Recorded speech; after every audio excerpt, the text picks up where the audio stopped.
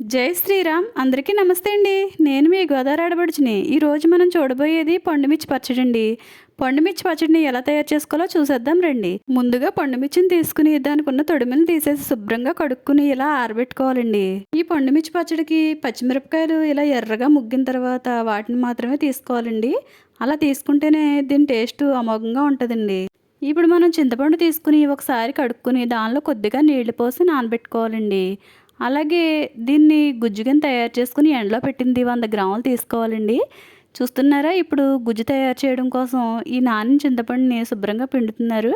ఈ పిండిన దాన్ని ఇలాంటి చిక్కన్తో వడకట్టుకోవాలండి. ఇది జ్యూస్లు వడకట్టుకోవడానికి బాగానే ఉంటుంది, అలాగే చింతపండు వడకట్టుకోవడానికి కూడా బాగానే ఉంటుందండి. చూస్తున్నారు కదా, దీనిలో ఇలా చింతపండు శుభ్రంగా పిండేసుకుని దాన్ని వడకట్టుకోవాలండి. ఎక్కువ నీళ్ళు మాత్రం పోయకూడదండి, తొందరగా ఎండదు. ఇలా కొద్దిగా నీళ్లు పోసి దీన్ని పేస్ట్ కింద చేసుకోవాలండి.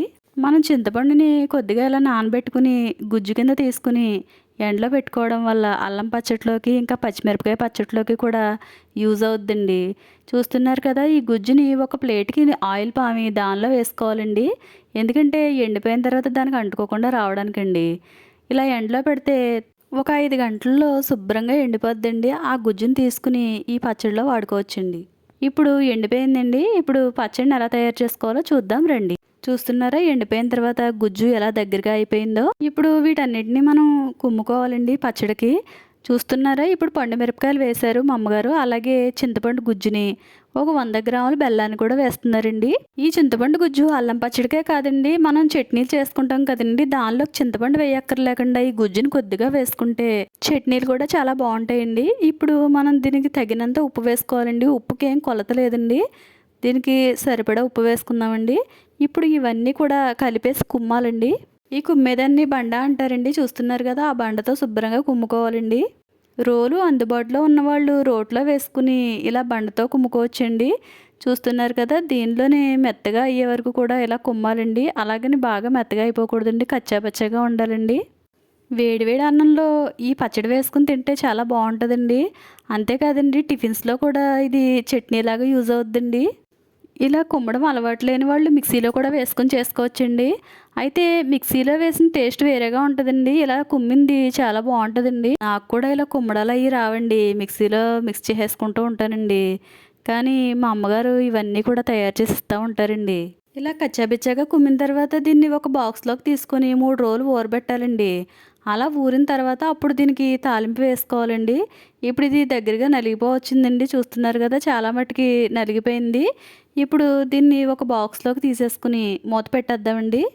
ఇప్పుడు 3 రోజులు అయిందండి. 3 రోజుల తర్వాత తాలింపు వేస్తున్నామండి.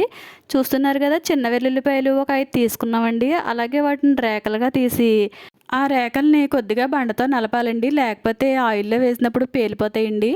ఇప్పుడు చూస్తున్నారు కదా, కరివేపాకు, జీలకర్ర, ఆవాలు తీసుకున్నామండి. వీటితో పాటే ఇంగు కూడా వేసుకుంటే బాగుంటుందండి. చూస్తున్నారు కదా, ఇది జీడి ఇంగు అండి. ఇది చాలా బాగుంటుందండి తాలింపులకి. ఇప్పుడు స్టవ్ వెలిగించి దాని మీద ఒక గిన్నె పెట్టి దానిలో ఆయిల్ వేయాలండి. ఏ పచ్చట్లో అయినా సరే గానుగ నూనె కానీ లేకపోతే వేరుశనగ నూనె కానీ వేసుకుంటే బాగుంటుందండి. ఇప్పుడు ఆయిల్ కాగిందండి, దీనిలో ఇంగు వేసారండి మా అమ్మగారు కొద్దిగా. ఇంగువ ఒక పొంగు పొంగిన తర్వాత అప్పుడు తాలింపు వేసుకోవాలండి. ముందుగా ఆవాలు వేసుకోవాలండి. ఆవాలు ముందుగా వేయడం వల్ల వేగితే టేస్ట్ బాగుంటుందండి. ఇప్పుడు వెల్లుల్లిపాయ రెబ్బలు వేస్తున్నారండి, ఇవి కూడా కొద్దిసేపు వేగాలండి. ఈ ఆయిల్ ఇలా పొంగడానికి కారణం ఏంటంటే ఇది గానుగ నూనె అండి. ఇప్పుడు దీనిలో కరివేపాకు ఇంకా జీలకర్ర కూడా వేసి వేపించాలండి.